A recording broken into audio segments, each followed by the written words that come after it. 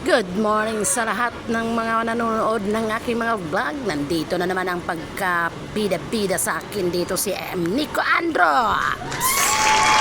Ito naman dito ang 15632. Okay, di ba? Makikita na naman natin na ang Mindanao Star ay naghahanda na naman para sa kanilang biyahe. Walang kupas at dedicated sila lahat sa kanilang mga trabaho, mapaaraw magpagabi man. Kaya huwag mag-alinlangan kapag ikaw ay magpapunta ng Buko Tabato o kaya sa Jensan. Ito ang update sa atin dito sa loob ng terminal. Itang natin ang ating mga bachelor at saka rural para Cagayan ito ha.